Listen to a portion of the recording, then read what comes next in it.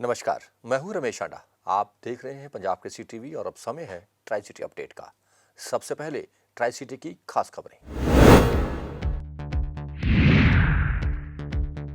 100 करोड़ का लोन दिलाने के नाम पर 45 लाख की ठगी, एएसआई सहित 4 गिरफ्तार। एएसआई फरार हुआ, 2 पुलिस कर्मचारी भी हुए सस्पेंड।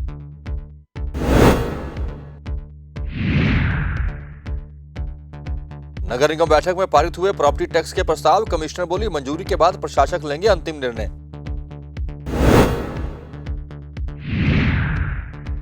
और सेक्टर 17 में एक नाइट क्लब के गे पार्टी के दौरान बाहर ट्रांसजेंडर ने आदर नंगन होकर किया हंगामा। पुलिस ने किया मामला दर्ज। और अब खबरें विस्तार से। पंचकुला पुलिस ने एक ऐसे गैंग को गिरफ्तार किया है जो कि एक पुलिस वाले की मदद से लोन देने के नाम पर लोगों से भारी भरकम रकम वसूला करते थे। 100 करोड़ का लोन दिलाने के नाम पर एक व्यक्ति से 45 लाख रुपए की ठगी हुई।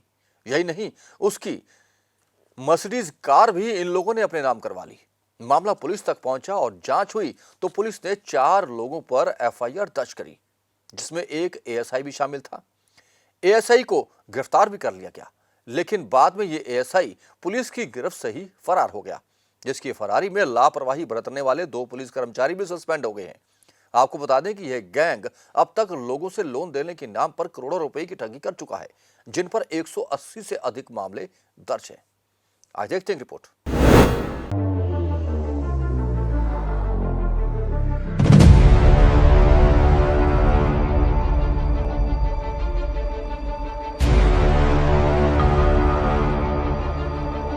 जिस पुलिस के पास लोग भरोसा करके अपनी परेशानियों को लेकर जाते हैं, अगर वही पुलिस लोगों के साथ धोखा कर उनकी उम्मीदों को चकनाचूर कर आरोपियों से हाथ मिला ले तो कानून व्यवस्था पर सवाल उठने लाजमी हो जाते हैं। हरियाणा के पंचकुला में लंबे समय से चल रहे अवैध वसूली में सेक्टर 2 के चौकी इंचार्ज की भी मिलीभगत सामने आई है। शिकायतकर्ता की शिकायत के बाद पुलिस ने मामले की जांच की, जिसके बाद चौकी इंचार्ज और 2 अन्य लोगों को गिरफ्तार किया गया। लेकिन आरोपी चौकी इंचार्ज को पुलिस एक दिन भी जेल के सलाखों के पीछे नहीं रख पाई। आरोपी चौकी इंचार्ज रात में ही फरार हो गया, जिसके बाद अब पुलिस आरोपी की तलाश में जुटी हुई है। इसमें एक एक्सटॉर्शन गैंग के बारे में पता चला है, जो कि लोन देने के नाम पर विक्टिम्स को उनसे ब्लैंक पेपर साइन करा के अपने पास रख लेते थे और उसमें अरेस्ट का डर दिखा के उनसे और पैसे एक्सटॉर्शन कर लेते थे। इसके अंदर हमारे कुछ पुलिस विभाग के कर्मचारी भी शामिल हैं। जब हमें ये इसके बारे में पता चला तो डीसीपी साहब ने इसकी एक स्पेशल टीम बना के, जिसके अंदर एसीपी विजय नेहरा थे, उन्होंने जांच की। उनकी जांच में पता चला कि जो संजीव गर्ग जिसने हमें कंप्लेंट दी थी, उसने, एक अनिल भल्ला है, एक नरेंद्र खिल्लन है, इन लोगों ने एक्सटॉर्शन रैकेट चलाया हुआ है। और इसमें हमारी सेक्टर 2 पुलिस चौकी का जो इंचार्ज है एएसआई गुरमेज, वो भी इसके अंदर शामिल है। तो इसके बाद जो एसीपी साहब ने जांच की है, उसमें ये आया है कि आरोप सही हैं और इसकी कल शाम को एफआईआर दर्ज करके और इन तीनों अक्यूज को अरेस्ट किया गया है, जिसके अंदर एक पुलिस का एएसआई भी शामिल है। दरअसल लोगों को फंसाकर अवैध वसूली करना इन आरोपियों की फितरत बन चुकी थी। आरोपी अनिल भल्ला, आकाश भल्ला, नरेंद्र खिल्लन भोले भाले लोगों को अपने जाल में फंसाते थे और फिर उनसे अवैध वसूली करते थे। पैसे वापस मांगने पर आरोपी उन्हें झूठे केस में फंसाने और जान से मारने की धमकी भी देते थे। इन सब काम में सेक्टर 2 पुलिस चौकी के इंचार्ज एएसआई गुरमेज सिंह भी आरोपियों की मदद कर रहे थे। पूरा पुलिस प्रशासन इस बात से अनजान था, लेकिन जब संजीव गर्ग नाम के एक शख्स ने 4 आरोपियों के खिलाफ अवैध वसूली की शिकायत दर्ज करवाई तो मामले का खुलासा हुआ। पुलिस की जांच में शिकायतकर्ता की ओर से लगाए गए इल्जाम सही पाए गए, जिसके बाद पुलिस ने चौकी इंचार्ज सहित 3 आरोपियों को गिरफ्तार कर लिया। लेकिन चौकी in-charge Gurmej Singh police custody से भाग निकला। पुलिस का जो एएसआई है वो पुलिस की कस्टडी से फरार हो गया है और फरार के लिए हमने उसके अगेंस्ट एक और एफआईआर दर्ज की है सेक्शन 223, 224 में, जो कि पुलिस कस्टडी से एस्केप करने में दर्ज किया। अभी तक पुलिस के रिकॉर्ड में 180 कंप्लेंट्स हैं, जो कि विभिन्न थानों में, विभिन्न चौकियों में आई हैं। उसमें अलग अलग अमाउंट्स हैं, अलग अलग विक्टिम्स हैं कुछ पंचकुला के हैं, कुछ अम्बाला के हैं, कुछ फतेहाबाद के हैं, कुछ हरियाणा के अन्य जिलों के हैं। लेकिन हो सकता है कि इसके अलावा भी लोग हों जो पुलिस तक ना पहुंच पाए हों। आरोपी गुरमीत सिंह को भगाने में शामिल 2 पुलिसकर्मियों को सस्पेंड कर दिया गया है। वहीं पुलिस जांच में सामने आया है कि आरोपी अब तक 180 से ज्यादा अवैध वसूली की वारदातों को अंजाम दे चुके हैं। कई थानों में इन आरोपियों के खिलाफ मामले दर्ज हैं। बहरहाल अब देखना ये होगा कि पुलिस कस्टडी से फरार हुए आरोपी चौकी इंचार्ज को पुलिस कब तक गिरफ्तार कर पाती है। Bureau report, Punjab Kesari TV.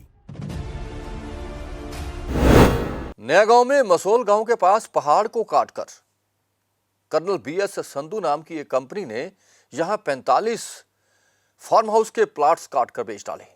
कुछ व्यक्तियों ने यहां फार्म हाउस डेवलप भी कर लिए, लेकिन गमाडा को इसकी भनक लगी और गमाडा ने पुलिस और नगर परिषद की मदद से यहां बुलडोजर चला दिया। बुलडोजर चलाने के बाद यहां से अतिक्रमण हटाया गया और अतिक्रमण हटाने के बाद खाली हुई जगह पर पौधे भी लगा दिए गए। बताया जा रहा है कि यह जमीन वन विभाग की है, जिस पर जबरन कब्जा किया गया था और पहाड़ काटकर यह प्लॉट काटे गए थे, जिसमें कर्नल बीएस संधू का हाथ बताया जा रहा है, जो कि यहां के रिजॉर्ट हिल फॉरेस्ट के मालिक भी हैं। आपको बता दें कि नगर काउंसिल ने भी यहां नया गांव में एक अभियान चलाया, जिसके तहत कई अवैध निर्माण हटाए गए हैं। आज देखते हैं एक रिपोर्ट।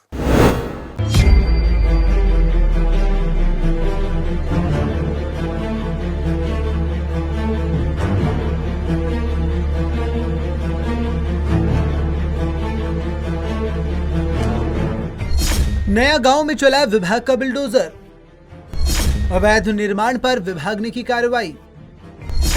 फार्म हाउस सहित कई मकानों को किया गया ध्वस्त। मोहाली के नया गांव हलके में वीरवार को अवैध निर्माण पर बुलडोजर चलाया गया। इस बीच वन विभाग और गमाडा की टीमों ने एक साथ अलग अलग जगहों पर अवैध निर्माण पर कार्रवाई करते हुए उन्हें ध्वस्त किया। नया गांव के गांव मसौल में पहाड़ काटकर बनाए गए फार्म हाउस पर भी बुलडोजर की कार्रवाई की गई। वन विभाग ने यहां अवैध निर्माण ध्वस्त कर तत्काल ही करीब 10,000 पौधे भी लगाए। गौरतलब है कि यहां पर वन विभाग की जमीन पर अवैध कब्जा किया गया था। पर्वतीय क्षेत्र में फेयर हेवन प्रोजेक्ट के नाम से फार्म हाउस के लिए 1 से 2 एकड़ तक के 45 प्लाट काटे गए थे। इनमें से कुछ प्लाट का सौदा भी हो चुका था। ये farm house colonel Baljit Singh Sandhu द्वारा पहाड़ों को काटकर बनाया गया था। मामले में इसी महीने 9 मई को कर्नल बीएस संधू के खिलाफ वन विभाग ने केस दर्ज करवाया था। वहीं जिला वन अधिकारी ने विभाग के उच्च अधिकारियों, माइनिंग विभाग एवं गमाडा के फेयर हेवन पर कार्रवाई करने के लिए पत्र लिखा था। इसके चलते मोहाली एडीसी बराड़ ने संबंधित विभागों और ब्लॉक माजरी तहसील के उप तहसीलदार को ड्यूटी मैजिस्ट्रेट लगाकर कार्रवाई करने के निर्देश जारी किए थे, जिसके बाद विभाग द्वारा इस कार्रवाई को अंजाम दिया गया। कांसल में नगर काउंसिल ने कार्रवाई को दिया अंजाम। गिराए 4 अवैध निर्माण, दिए गए थे नोटिस। 2012 में हाईकोर्ट ने सुखना कैचमेंट एरिया में निर्माण पर लगाई है रोक। दूसरी ओर अवैध निर्माण को लेकर कांसल में भी नगर काउंसिल ने कार्रवाई की। यहां करीब 4 अवैध निर्माण को गिराया गया।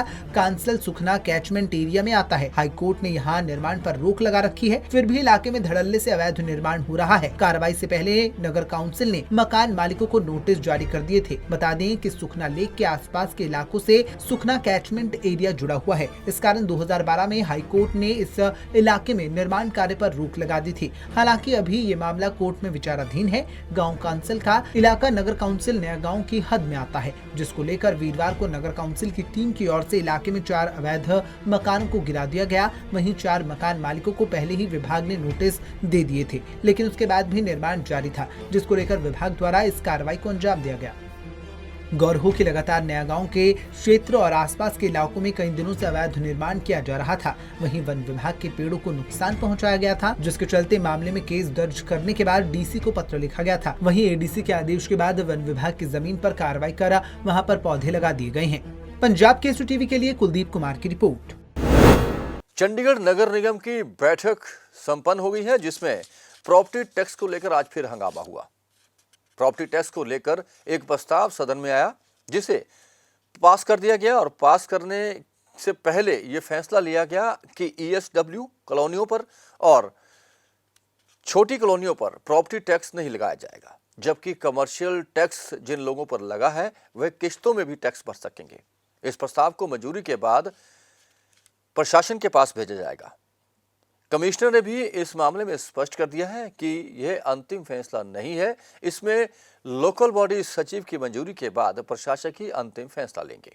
बैठक में आम आदमी पार्टी के पार्षद और भाजपा की एक पार्षद के खिलाफ लग रहे भ्रष्टाचार के आरोपों की भी जांच करवाए जाने का प्रस्ताव पास हुआ है। चंडीगढ़ में शुक्रवार को नगर निगम की बैठक हुई, जहां हंगामे के बीच विकास के कई एजेंडे पास किए गए। वहीं बैठक में प्रॉपर्टी टैक्स को लेकर भी एजेंडा रखा गया, जिसमें पार्षदों ने कॉलोनियों, गांव और ईडब्ल्यूएस कॉलोनियों में प्रॉपर्टी टैक्स न लगने की बात कही। वहीं कमर्शियल एरिया का प्रॉपर्टी टैक्स किश्तों में जमा करवाने पर भी एजेंडा पास किया गया। बाइट मेयर की जो 1 मिनट 41 सेकंड की है वो लगानी है। देखो जी, मैं हाउस 'ਚ भी ਅਸੀਂ ਕਿਹਾ ਅਗਰ ਇਵੇਂ ਦੀ ਵੀਡੀਓ ਕੋਈ ਜਾਂ ਆਡੀਓ ਵਾਇਰਲ ਹੋਈ ਹੈ ਕਿ ਉਹਨਾਂ ਨੇ ਮਤਲਬ ਕੀਤਾ ਹੈ, ਮੰਗ ਰਹੇ ਨੇ, ਤਾਂ ਮੈਂ ਜ਼ਰੂਰ ਕਹੂੰਗੀ ਇਹਦੀ ਇਨਸਪੈਕਸ਼ਨ ਹੋਣੀ ਚਾਹੀਦੀ ਹੈ ਔਰ ਜੋ ਕਸੂਰਵਾਰ ਹੈ ਉਹ ਤੇ ਐਕਸ਼ਨ ਲਿੱਤਾ ਜਾਣਾ ਚਾਹੀਦਾ। ਤੇ FIR ਹੋਏਗੀ, ਪੁਲਿਸ ਕੇਸ ਬਣੇਗਾ ਉਹ ਤੇ ਔਰ ਜੋ ਫਿਰ ਪੁਲਿਸ ਦਾ ਡਿਸੀਜਨ ਹੋਏਗਾ ਉਹਨੂੰ ਮੰਨਣਾ ਪਏਗਾ। ਅਗਰ ਜੇਲ੍ਹ ਵੀ ਜੋ भी मतलब प्रोसेस होएगा वो बिल्कुल क्लियर होएगा। वहीं पिछले दिनों आम आदमी पार्टी के पार्षद लखबीर सिंह उर्फ बिल्लू के रिश्वत मांगने का ऑडियो मामला भी नगर निगम की बैठक में खूब गूंजा, जिस पर भाजपा पार्षदों ने इस मामले पर खूब हंगामा किया। वहीं आम आदमी पार्टी के पार्षदों ने भी भाजपा पार्षद बिमला दुबे पर रिश्वत लेने के आरोप लगाए हैं। नहीं, सारे एजेंडे पास होए जी, ऐदा दी गल नहीं, बस एक अद्धा होएगा, बट ਅਸੀਂ ਆਲਮੋਸਟ ਕੀਤਾ, ਆਪਦੇ ਪੁਆਇੰਟਸ ਰੱਖੇ, ਪੱਖ ਰੱਖੇ ਸਾਰੇ ਨੇ। ਸਰ ਕੀ ਮਾਮਲਾ ਸੀਗਾ ਜਿਹੜਾ ਜਦੋਂ ਆਡੀਓ ਸੁਣਾਈ? ਉਹ ਸਰ ਮੇਨ ਮੁੱਦਾ ਹੈ ਜੀ, ਸਾਨੂੰ ਏਜੰਡੇ ਬਹੁਤ ਲੇਟ ਪਹੁੰਚਦੇ ਆ। ਕੱਲ ਸ਼ਾਮ ਨੂੰ ਸਾਨੂੰ ਏਜੰਡੇ ਮਿਲੇ, 300 ਪੇਜ ਆਉਂਦੇ। ਤੁਸੀਂ ਆਪ ਦੱਸੋ, ਤੁਸੀਂ 300 ਪੇਜ 7 ਜਾਂ 8 ਘੰਟੇ 'ਚ ਪੜ੍ਹ ਸਕਦੇ ਹੋ? ਜਾਣਬੁੱਝ ਕੇ ਏਜੰਡੇ ਬਹੁਤ ਲੇਟ ਭੇਜੇ ਜਾਂਦੇ ਤਾਂ ਕਿ ਸਾਡੀ ਸਟੱਡੀ ਨਾ ਹੋਵੇ, ਵਿੱਚ ਬਹੁਤ ਚੀਜ਼ਾਂ ਇਨਵੋਲਵ ਹੁੰਦੀਆਂ ਨੇ। ਤੇ ਅਸੀਂ ਚਾਹੁੰਦੇ ਹਾਂ ਵੀ ਇਹਨੂੰ 72 ਘੰਟੇ ਜੋ ਐਕਟ ਵਿੱਚ ਲਿਖਿਆ ਗਿਆ ਹੈ, ਇਹਨੂੰ 72 ਘੰਟੇ ਪਹਿਲਾਂ ਦਿੱਤਾ ਜਾਵੇ ਤਾਂ ਜੋ ਅਸੀਂ ਪੂਰੇ terms and condition, rules and regulation ਕੀ ਦਿੱਤਾ ਗਿਆ ਹੈ, ਉਹਦੀ ਪ੍ਰੋਪਰ ਸਾਨੂੰ ਜਾਣਕਾਰੀ ਮਿਲ ਪਾਵੇ। ਉਹ ਬਿਲਕੁਲ ਫੇਕ ਹੈ, ਗਲਤ ਨਿਊਜ਼ ਹੈ। ਅਸੀਂ ਇਨਕੁਆਇਰੀ ਲਈ ਵੀ ਕਹਿ ਦਿੱਤਾ। ਤੁਸੀਂ ਇਹ ਦੇਖੋ, ਪੰਜਾਬ 'ਚ ਇੱਕ ਮੰਤਰੀ ਨੇ ਗਲਤ ਕੰਮ ਕਰਿਆ ਸੀ, ਉਹ ਮੰਤਰੀ ਸੀਗੇ, ਹੈਲਥ ਮਿਨਿਸਟਰ ਸੀ, ਅਸੀਂ ਉਹਨਾਂ ਨੂੰ ਕੱਢ ਮਾਰਿਆ, ਬਟ ਇਹ ਤਾਂ ਸਿਰਫ ਪਾਰਸ਼ਦ ਨੇ। ਅਸੀਂ ਕਿਹਾ ਪ੍ਰੋਪਰ ਤੁਸੀਂ ਜਾਂਚ ਕਰਾਓ, ਜੇ ਉਹ ਗਲਤ ਨੇ ਅਸੀਂ ਉਹਨਾਂ ਨੂੰ ਵੀ ਕਰਾਂਗੇ। ਉਹਦੇ 'ਚ ਵੀ ਉਹ ਲੱਖ ਰੁਪਇਆ ਲੈ ਕੇ ਲੋਕਾਂ ਦੀਆਂ ਰਜਿਸਟਰੀਆਂ ਕਰਾ ਰਹੇ, ਉਹਨਾਂ ਨੂੰ ਮਾਲਿਕਾਨਾ ਹੱਕ ਦਿਵਾ ਰਹੇ। ਅਸੀਂ ਉਹ ਵੀ ਹਾਊਸ ਵਿੱਚ ਰੱਖਿਆ ਵੀ ਜਿੰਨੇ ਵੀ ਕੇਸ ਆ ਰਹੇ ਸਾਰਿਆਂ ਦੀ ਇਨਕੁਆਇਰੀ ਕਰਾਈ ਜਾਵੇ ਤੇ ਜਲਦ ਤੋਂ ਜਲਦ ਇਹਦੀ ਅਸੀਂ ਐਕਸ਼ਨ ਲੈਣ ਲਈ ਬਿਲਕੁਲ ਤਿਆਰ ਆ। ਜੇ ਸਾਡਾ ਪਾਰਸ਼ਦ ਜੀ ਨੇ ਕਿਹਾ ਇਹ ਫੇਕ ਹੈ, BJP ਵਾਲੇ ਦਾ ਪ੍ਰੋਪੇਗੈਂਡਾ ਹੈ, ਉਹ ਚਲਾ ਰਹੇ ਨੇ, ਤੇ ਇਹਨੂੰ ਐਡਮਿਟ ਵੀ ਕਰਿਆ ਉਹਨਾਂ ਨੇ ਵੀ ਉਹਨਾਂ ਦੀ ਇਹ ਬਿਲਕੁਲ ਆਵਾਜ਼ ਨਹੀਂ ਹੈਗੀ। ਉਹ BJP ਦੇ ਪਾਰਸ਼ਦ ਹੈ ਜੀ, ਦੁਬੇ ਸਾਹਿਬ ਜੀ ਹੈ, ਮੈਡਮ ਹੈ, ਉਹ ਤੁਸੀਂ ਵੀ ਤੁਹਾਡੇ ਕੋਲ ਵੀਡੀਓ ਆ ਗਈ ਹੋਏਗੀ ਉਹਦੀ। ਅਸੀਂ ਤਾਂ ਦੇਖੀ ਨਹੀਂ ਜੀ, ਨਾ ਉਹ ਕਿਤੇ ਆਈ ਹੈ। ਇਹ ਤਾਂ ਹੁਣ ਉਹ ਹੁੰਦਾ ਹੈ ਨਾ ਜੀ, ਆਪਣੇ ਆਪ ਗਿਰੇਵਾਨ ਜਦੋਂ ਮੈਲਾ ਹੋਵੇ ਤੇ ਦੂਜੇ ਤੇ ਤੁਸੀਂ ਫਿਰ ਉਹ ਮਿੱਟੀ ਸੁੱਟਣੀ ਸ਼ੁਰੂ ਕਰ ਦਿਓ। ਇਹਨਾਂ ਦੀ ਇੱਕ ਨਹੀਂ ਹੈ, 36 ਕੰਪਲੇਂਟਾਂ, ਔਰ ਉਹ ਇੱਕ ਦੇ ਖਿਲਾਫ ਉਹ ਸੌਰਵ ਜੀ ਕੋਲ ਪਈ ਸੀਗੀ, ਉਹ ਲੈ ਕੇ ਆਏ ਸੀ। ਪੂਰੇ 11 FIR ਦਰਜ ਨੇ, ਔਰ ਅੱਜ ਦੀਆਂ ਨਹੀਂ, ਪਿਛਲੇ ਲੰਬੇ ਸਮੇਂ ਤੋਂ। ਉਹ ਇਹ ਨਹੀਂ ਕਹਿ ਸਕਦਾ ਵੀ ਹੁਣੇ ਜਦੋਂ ਪਾਰਸ਼ਦ ਬਣੇ, ਲੰਬੇ ਸਮੇਂ ਤੋਂ ਉਹਨਾਂ ਦੇ ਉੱਤੇ ਪੂਰੇ ਲਿਸਟ ਹੈ ਪੂਰੀ ਵੀ ਕਿਹੜੀਆਂ FIR ਕਿਹੜੇ ਥਾਣਿਆਂ 'ਚ ਦਰਜ ਹੈ, ਕੀ ਉਹਨਾਂ ਦੇ ਉੱਤੇ ਇਲਜ਼ਾਮ ਨੇ। ਤੇ ਇਹ ਕੋਈ ਪਬਲਿਕ ਡੋਮੇਨ 'ਚ ਵਿਅਕਤੀ ਦਾ ਇੱਕ ਲੌਂਗ ਸਟੈਂਡਿੰਗ ਉਹਦਾ ਹੈਗਾ, ਕੋਈ ਇਹ ਨਹੀਂ ਹੈ। ਹੁਣ ਦੂਜੇ ਤੇ ਜੋ ਮਰਜ਼ੀ ਇਲਜ਼ਾਮ ਤੁਸੀਂ ਲਗਾਈ ਜਾਓ ਆਪਣਾ ਉਹ ਲੁਕਾਉਣ ਵਾਸਤੇ। बहरहाल बैठक में एजेंडे पास होने के साथ साथ भ्रष्टाचार के आरोपों पर भी खूब हंगामा हुआ। दोनों पार्टी एक दूसरे पर आरोप प्रत्यारोप लगाती हुई नजर आई, जिस पर मेयर ने दोनों मामलों को लेकर जांच करने की बात कही है। पंजाब केसरी टीवी के लिए चंडीगढ़ से कुलदीप कुमार की रिपोर्ट।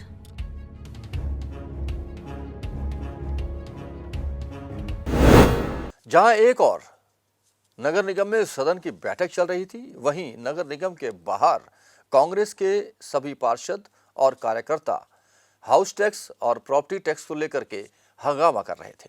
उन्होंने जोरदार प्रदर्शन भी किया। इस प्रदर्शन में पार्षदों के अलावा चंडीगढ़ कांग्रेस के अध्यक्ष सुभाष चावला भी खुद शामिल थे। सैकड़ों कार्यकर्ता भी यहां मौजूद रहे, जिनका ये कहना था कि किसी भी कीमत में वह प्रॉपर्टी टैक्स लोगों पर थोपने नहीं देंगे, जिसके लिए कांग्रेस लगातार प्रदर्शन करेगी।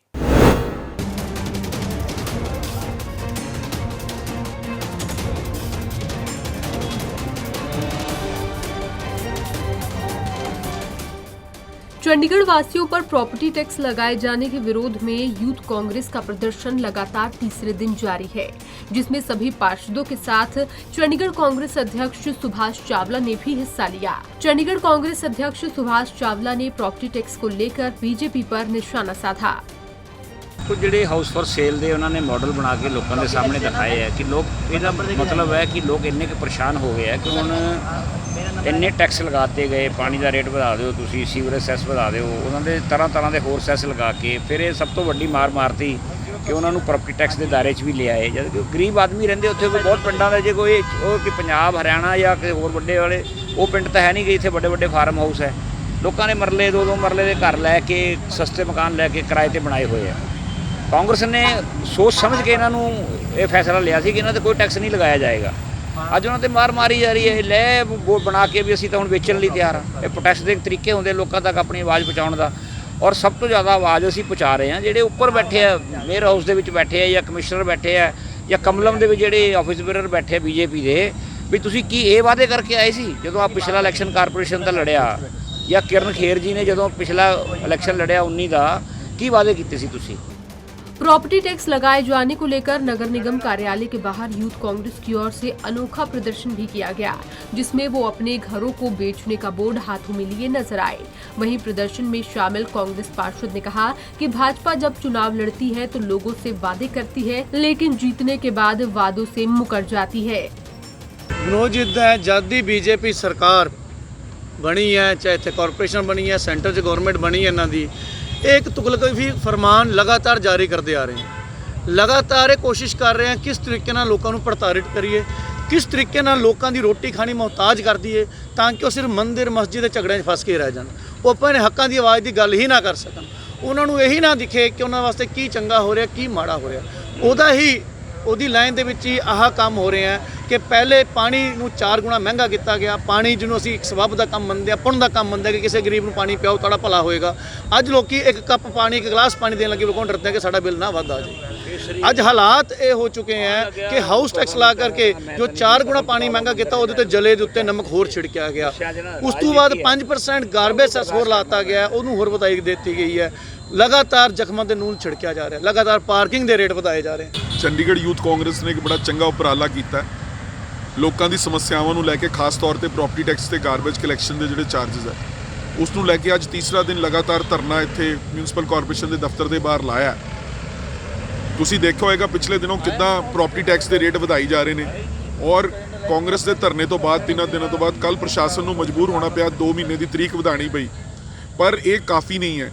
ਅਸੀਂ ਪੂਰੀ ਤੌਰ ਤੇ ਕਹਿ ਰਹੇ ਹਾਂ ਕਿ ਜਿਹੜਾ ਕਲੋਨੀਆਂ ਤੇ ਪਿੰਡਾਂ ਦੇ ਵਿੱਚ ਪ੍ਰੋਪਰਟੀ ਟੈਕਸ ਲਾਇਆ ਉਹ ਵਾਜਬ ਨਹੀਂ ਹੈ। ਲੋਕ ਪਰੇਸ਼ਾਨ ਹੈ, ਨੌਕਰੀਆਂ ਹੈ ਨਹੀਂ, ਇਕਨੋਮੀ ਦਾ ਬੁਰਾ ਹਾਲ ਹੈ, ਪੈਟਰੋਲ ਡੀਜ਼ਲ ਮਹਿੰਗੇ ਹੋਏ ਹੋਏ, ਮਹਿੰਗਾਈ ਦੀ ਮਾਰ ਲੋਕਾਂ ਦੇ ਪੈ ਰਹੀ ਹੈ। ਇਹ ਸਾਰੇ ਹਾਲਾਤਾਂ ਦੇ ਵਿੱਚ ਉੱਪਰੋਂ ਇੱਕ ਹੋਰ ਮਾਰ ਦੇਣੀ, ਪ੍ਰੋਪਰਟੀ ਟੈਕਸ ਲਾ ਦੇਣਾ, ਕਿੱਥੇ ਤਾਂ ਇਹ ਇਹਨਾਂ ਦਾ ਫਰਜ਼ ਬਣਦਾ ਸੀਗਾ ਕਿ ਟੈਕਸਿਸ ਦੇ ਨਾ ਲਾਣ ਕਰਕੇ ਇਹ ਫੰਡਸ ਜਿਹੜੇ ਦਿੱਲੀ ਤੋਂ ਲੈ ਕੇ ਆਉਂਦੇ, ਪਰ ਇਹਨਾਂ ਦੀ ਜਿਹੜੀ ਮੈਂਬਰ ਆਫ ਪਾਰਲੀਮੈਂਟ ਹੈ ਕਿਰਨ ਖੇਰ, ਉਹ ਪੂਰੀ ਤਰ੍ਹਾਂ ਫੇਲ ਹੋਈ ਹੈ। ਔਰ ਜਦ ਪਵਨ ਬੰਸਲ ਜੀ ਇੱਥੇ ਮੈਂਬਰ ਆਫ ਪਾਰਲੀਮੈਂਟ ਸੀ, ਉਹਨਾਂ ਨੇ ਬਹੁਤ ਜ਼ਿਆਦਾ ਸੈਂਟਰ ਤੋਂ ਫੰਡਸ ਇੱਥੇ ਲਾ ਕੇ ਆਏ। ਇਸ ਵਜ੍ਹਾ ਨਾਲ ਇੱਥੇ ਡਿਵੈਲਪਮੈਂਟ ਹੋਈ, ਕਾਰਪੋਰੇਸ਼ਨ ਸੋਹਣੀ ਬਣੀ, ਸੋਹਣੇ ਪਾਰਕ ਬਣੇ, ਗ੍ਰੀਨ ਬੈਲਟਸ ਬਣੀਆਂ, ਵਧੀਆ ਮਾਰਕੀਟਸ ਬਣੀਆਂ, ਟਾਇਲਟ ਬਲਾਕਸ ਬਣੇ, ਬਹੁਤ ਡਿਵੈਲਪਮੈਂਟ ਹੋਈ। ਔਰ ਹੁਣ ਸਿਟੀ ਬਿਊਟੀਫੁਲ ਹਾਲਾਤ ਇਹ ਹੋ ਗਏ ਨੇ बीजेपी ਦੇ ਰਾਜ 'ਚ ਕਿ ਲੋਕ ਇਹਨੂੰ ਸਿਟੀ ऑफुल कहना शुरू हो गए हैं। आपको बता दें, कांग्रेस का आरोप है कि चंडीगढ़ निगम की तरफ से लोगों से प्रॉपर्टी टैक्स वसूला जा रहा है और गार्बेज के भी लोगों से ज्यादा पैसे वसूले जा रहे हैं, जिसको लेकर यूथ कांग्रेस ने मोर्चा खोला हुआ है और लगातार तीसरे दिन उनका ये प्रदर्शन जारी रहा। अब देखने वाली बात ये होगी कि भाजपा इसका क्या जवाब देती है। पंजाब के टीवी के लिए चंडीगढ़ से कुलदीप कुमार की रिपोर्ट। डिजिटल एजुकेशन काफ़ी लोकप्रिय हो रही है। इसी विषय पर पंचकुला में एक समिट का आयोजन किया गया, जिसमें हरियाणा के शिक्षा मंत्री कंवरपाल गुर्जर मुख्य मेहमान के रूप में शामिल हुए। उन्होंने दावा किया कि हरियाणा में जो 10 VIP कल्चर वाले बड़े स्कूल थे, उन स्कूलों में पढ़ने वाले बच्चे भी अब सरकारी स्कूलों का रुख करने लगे हैं। उन्होंने कई और विषयों पर भी पत्रकारों से बात की। आइए देखते हैं रिपोर्ट। जो डिजिटल एजुकेशन के बारे में आज का एक सेमिनार जिस प्रकार से आयोजित किया गया, मैं समझता हूँ इससे बहुत बड़ा लाभ हमें होगा। और वो लाभ इसलिए होगा क्योंकि कई स्टेट के जो अधिकारी हैं वो सभी के सभी यहाँ इस कार्यक्रम में शामिल हैं। और ठीक है, हम भी जो कर रहे हैं लेकिन दूसरे स्टेट भी अलग अलग कर रहे हैं, तो उससे आदान प्रदान होगा। वो जो कुछ कर रहे हैं वो हमें बताएंगे, जो हम कर रहे हैं वो उनको बताएंगे, तो निश्चित तौर से इससे बहुत बड़ा लाभ होगा। और जिस प्रकार से एक बुक्स ये संस्था जो है इलिट्स जो है वो छापती है, तो वो पूरी दुनिया में एजुकेशन में क्या हो गया इस टाइम और क्या क्या नए सुधार हो रहे हैं, किस प्रकार से सारे काम हो रहे हैं, तो उसके बारे में काफ़ी उसमें जानकारी दी जाती है। तो उससे भी हमें काफ़ी लाभ है, उससे हमें जानकारी मिलती है कि दुनिया में किस प्रकार से एजुकेशन में क्या सुधार हो रहे हैं, तो उससे लाभ मिलता है। तो मैं समझता हूँ कि आज का कार्यक्रम काफ़ी महत्वपूर्ण कार्यक्रम है और पूरा दिन इसके ऊपर चर्चा चलेगी और सभी अधिकारी उसके बारे में अपनी अपनी बात रखेंगे। हरियाणा में सर टैबलेट की बड़ी क्रांति लाई, एक बड़ा एग्जाम्पल सेट किया टैबलेट का। हरियाणा में सरकारी स्कूलों में डिजिटल क्लास हो, स्मार्ट क्लास हो, उसको लेकर किस तरीके से आगे बढ़ा जाएगा? भविष्य में टैबलेट को लेकर वो कितनी योजना है, अब तक कितने बांटे गए भविष्य में? देखिए, अभी तक 3,07,000 से ज़्यादा हमने बांट दिए और 5 लाख की हमारी थी, लेकिन अभी जैसे 10वीं का रिजल्ट आएगा तो उसके बाद ही पूरी जानकारी मिलेगी। अगर ये संख्या 5 लाख से ज़्यादा भी बढ़ेगी तो हम 5 लाख से ज़्यादा भी बच्चों को उपलब्ध कराएंगे। और अभी हमने टूल किट्स जो दिए बच्चों को, आज लगभग 50,000 के करीब दिए और लगभग एक बच्चे को जो हम दे रहे हैं उसकी कीमत 15,000 रुपये के आसपास है। तो हर तरीके से हम अपने बच्चों को मजबूत करने के लिए पूरी हमारा प्रयास है ताकि वो किसी भी दृष्टि से कहीं भी कमज़ोर ना रहें। अगर वोकेशनल एजुकेशन भी है उसमें भी वो जिस टाइम बाहर निकले उसको +2 करने के बाद, तो अगर वो अपना रोज़गार शुरू करना चाहते हैं तो अपना रोज़गार उस टाइम ही शुरू कर सकते हैं। वैसे अगर वो और एजुकेशन लेना चाहते हैं वो बात अलग है, वो और भी लें, लेकिन अगर वो रोज़गार शुरू करना चाहते हैं तो तुरंत कर सकते हैं। नहीं, कुछ नहीं। देखिए, जो अरविंद शर्मा जी ने कहा, जो आरोप लगाया, मैंने सुना आरोप, अगर वो उसकी कंप्लेंट करेंगे निश्चित तौर से जांच करेंगे और जांच करके उसके खिलाफ कार्रवाई करेंगे 100%। देखिए, कई बार अपना मनमुटाव भी होता है ना आपस में, हम भी पॉलिटिशियन भी हैं तो लेकिन इंसान भी हैं, हमारा भी कोई मनमुटाव होता है। कई बार हम भी किसी के खिलाफ बोल देते हैं, कोई हमारे खिलाफ भी बोल देता है, तो इसका मतलब ये नहीं है कि कोई नहीं। मुख्यमंत्री जी बहुत अच्छा काम कर रहे हैं और उनके मार्गदर्शन में हरियाणा तरक्की कर रहा है। Real estate regulation development authority यानी कि रेरा के गठन के बाद बिल्डर्स और प्रमोटर्स पर काफी लगाम लगी है। अब 500 वर्ग मीटर से अधिक की जमीन पर यदि निर्माण करना है तो उसकी अनुमति रेरा से लेनी जरूरी है। अगर ऐसा नहीं होता तो प्रमोटर पर सख्त कार्रवाई हो सकती है या भारी भरकम जुर्माना भी लगाया जा सकता है। क्या है रेरा और क्या है इसकी शक्तियां, इस संबंध में हमने बातचीत की चंडीगढ़ के रेरा के चेयरमैन आनंद कुमार से। आइए देखते हैं उनसे ही बातचीत के कुछ अंश। यहाँ कोई भी आदमी 500 स्क्वायर मीटर के प्लॉट के से ज़्यादा में प्लॉटिंग कर रहा है तो वो रेरा चंडीगढ़ के पास आके अपना रियल एस्टेट प्रोजेक्ट रजिस्टर कराएं। और अगर प्रमोटर ये नहीं कराता है और हमें कंप्लेंट मिलती है तो हम सेक्शन 59 जो एक्ट का है उसके अनुसार उसके ऊपर 10% प्रोजेक्ट कॉस्ट तक का जुर्माना लगा सकते हैं। इसके लिए हमने अभी एक पब्लिक नोटिस इशू कर रहे हैं ताकि जन साधारण को रेरा जो real estate regulation development act है उनके प्रावधानों के बारे में पता लग सके और वो अपना प्रोजेक्ट हमारे साथ रजिस्टर करा सके। अभी हमारे संज्ञान में ये भी लाया गया है कि लोग अपनी एग्रीकल्चर लैंड को चेंज करके और वहाँ पे प्लॉटिंग कर रहे हैं।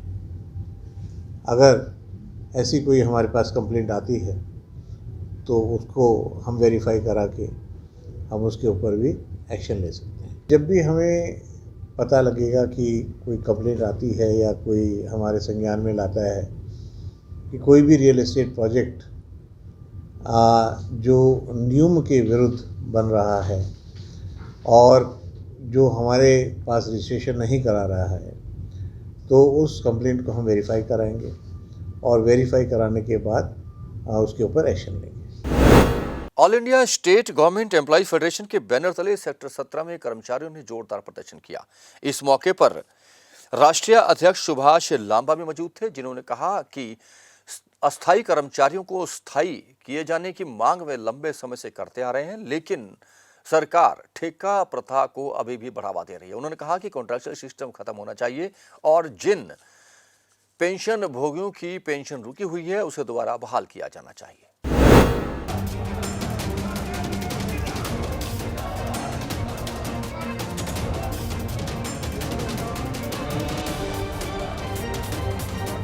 All India state government employees federation की अपील पर शुक्रवार को पूरे भारत में प्रदर्शन किया गया। इसी कड़ी में चंडीगढ़ के सेक्टर 17 में भी एम्प्लॉयज फेडरेशन ने प्रदर्शन किया और चंडीगढ़ प्रशासन के खिलाफ जमकर नारेबाजी की। इस प्रदर्शन में all India state government employees federation के राष्ट्रीय अध्यक्ष सुभाष लांबा भी शामिल हुए। उन्होंने कहा कि वे पूरे देश में प्रदर्शन कर रहे हैं और एम्प्लॉयज की मांगों को लेकर ये प्रदर्शन हो रहा है और वे प्रदर्शन कर अपना मेमोरेंडम उपायुक्त के जरिए गवर्नर तक भेजेंगे। प्रदर्शनकारियों का कहना था कि उनकी मुख्य मांगे हैं पुरानी पेंशन को बहाल करना, कच्चे मुलाजिमों को पक्का कर, ठेकेदारी प्रथा को खत्म करना, निजीकरण का विरोध। साथ ही प्रदर्शनकारी कर्मचारियों ने पिछले दिनों हुई बिजली कर्मचारियों की हड़ताल के बाद प्रशासन और कर्मचारियों पर कोई कार्रवाई न करने की सहमति बनने के बावजूद बिजली महकमे के निकाले गए 17 कर्मचारियों, सस्पेंड किए गए 2 जेई को बहाल करने की भी मांग रखी है। ये प्रदर्शन all India state government employees federation जो 60 लाख से ज़्यादा कर्मचारियों को रिप्रेजेंट करते हैं अलग अलग स्टेट्स में, उसके आह्वान पर प्रदर्शन है। और इसके अंदर पुरानी पेंशन बहाली का प्रमुख मांग है, जो कच्चे कर्मचारी हैं उनकी रेगुलराइजेशन की प्रमुख मांग है, जो ठेकेदारी प्रथा उसको समाप्त करने की बात है, जो पोस्टें खाली पड़ी हैं उनको भरने की बात है, और ये जो उत्पीड़न की कार्रवाइयाँ हैं उसको बंद करने की बात है। तो इन सारी मांगों को लेकर के प्रदर्शन है। और यहाँ एक प्रस्ताव हमने पारित किया है कि जिस प्रकार से हमारे बिजली के कर्मचारियों की हड़ताल हुई थी बिजली विभाग को निजीकरण से बचाने के लिए, इसलिए उसके जब हड़ताल हमारी वापसी हुई उसमें सहमति हुई थी कि हम किसी के खिलाफ कोई कार्रवाई नहीं करेंगे, लेकिन हमारे 17 कर्मचारियों को टर्मिनेट कर दिया, 2 जेई को सस्पेंड कर दिया, 4 सीट्सों को नोटिस हैं। तो ये वायदा खिलाफी है। हमारे राष्ट्रीय अध्यक्ष कामरेड सुभाष लांबा जी ने आपको पहले बताया कि पुरानी पेंशन को बहाली के लिए, हर किस्म के जो टेम्परेरी एम्प्लॉयज हैं उनको पक्का करने के लिए, और सरकार जो धड़ाधड़ सारे डिपार्टमेंट का निजीकरण कर रही है और राष्ट्रीय मुद्रीकरण के नाम पर सरकारी संपत्ति बेची जा रही है, उसके खिलाफ इन तमाम डिमांडों को लेके पूरे देश में मांग दिवस आज मनाया जा रहा है। उसी कड़ी में चंडीगढ़ में भी हम ये मांग दिवस के तौर पर रैली बना रहे हैं और इस रैली के थ्रू, डिप्टी कमिश्नर के थ्रू जो है हम गवर्नर साहब को मेमोरेंडम दे रहे हैं कि कुछ हमारी जो डिमांड्स हैं, चाहे स्केल की है या पोस्टें भरने की मांग है, और विशेष तौर पर जैसे लांबा जी ने जिक्र किया अभी जो पिछले दिनों में बिजली की हड़ताल हुई है, चंडीगढ़ प्रशासन ने उस हड़ताल को बहुत ही गैर जिम्मेदारी तरीके से ले लिया है और आज भी फैसला होने के बावजूद भी, डिप्टी कमिश्नर के मिनट्स जारी करने के बाद भी कोई भी हमारी जो डिमांड्स हैं, चाहे वो पे स्केलों का मुद्दा है, पोस्टें भरने का इशू है, प्रमोशन का मुद्दा है, जो FIR लॉज है, गलत तरीके से झूठी शिकायत दर्ज की गई है उसको रद्द करने का मुद्दा है, शो कॉज का इशू है, और जो हाजिरी के बावजूद, काम करने के बावजूद हमारे कच्चे कर्मचारी, जिनको 17 कर्मचारी हैं, उनको ज़बरदस्ती जो है वो निकाला गया है, उनको बहाल करने का मुद्दा है, और जो जेई हैं सस्पेंशन उनकी जो रद्द करनी थी, बड़े लंबे टाइम के बाद भी, कुछ ना मिलने के बावजूद भी, उनकी कोई गलती ना होने के बावजूद भी उनको बहाल नहीं किया जा रहा है। प्रदर्शनकारी कर्मचारियों ने उपायुक्त के जरिए गवर्नर को ज्ञापन भेजा है। देखना होगा कि इनकी मांगों को लेकर प्रशासन क्या रुख अपनाता है। पंजाब केसरी टीवी के लिए चंडीगढ़ से कुलदीप कुमार की रिपोर्ट।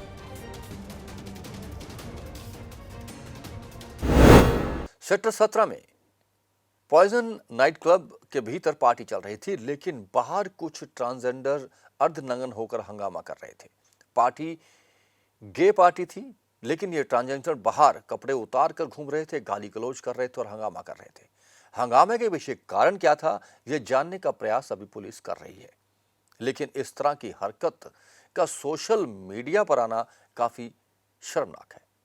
पुलिस ने हालांकि मामला दर्ज किया है, लेकिन अभी क्लब संचालकों और पार्टी आयोजकों से पूछताछ की जानी बाकी है। क्या था माजरा, आज देखते हैं इस रिपोर्ट में। चंडीगढ़ के नाइट क्लब्स में छेड़खानी, लड़ाई झगड़े जैसे मामले अक्सर सामने आते हैं। वहीं बीती रात सेक्टर 17 के पॉइजन क्लब में पार्टी के दौरान किसी बात को लेकर युवतियों और ट्रांसजेंडर्स में लड़ाई हो गई। लड़ाई इतनी बढ़ गई कि वहां मारपीट भी शुरू हो गई, जिसके बाद ट्रांसजेंडर्स ने क्लब के बाहर नग्न अवस्था में जमकर हंगामा किया। वहीं हंगामे की सूचना मिलते ही इंस्पेक्टर बलदेव सिंह अपनी टीम के साथ मौके पर पहुंचे, लेकिन पुलिस भी सिचुएशन को कंट्रोल नहीं कर पाई। हंगामा बढ़ता देख पुलिसकर्मी युवती और ट्रांसजेंडर्स को थाने ले गई, जिसके बाद थाने में भी जमकर हंगामा हुआ। आपको बता दें कि इससे पहले भी पॉइजन क्लब में गे पार्टी के दौरान कई वारदातें हुई है। वहीं इस हंगामे को लेकर पुलिस ने रिपोर्ट दर्ज कर आगामी जांच शुरू कर दी है। खैर, ट्रांसजेंडर्स और युवती में किस बात को लेकर विवाद हुआ ये तो पता नहीं चल पाया है, लेकिन इस तरह से नग्न अवस्था में उत्पात मचाने और गाली गलौज करने वालों के खिलाफ पुलिस को सख्ती से निपटना चाहिए। पंजाब केसरी टीवी के लिए चंडीगढ़ से कुलदीप कुमार की रिपोर्ट।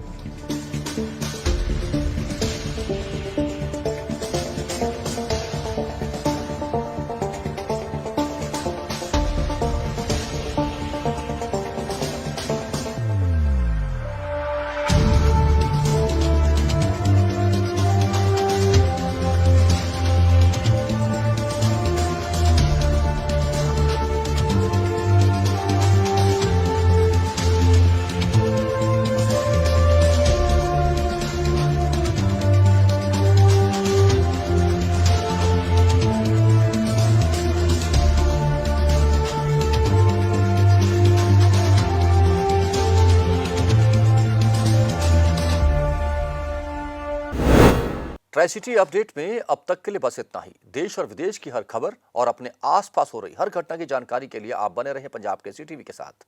हम फिर हाजिर होंगे ट्राई सिटी अपडेट लेकर। तब तक के लिए रमेश हांडा को पूरी टीम के साथ दीजिए इजाजत। नमस्कार।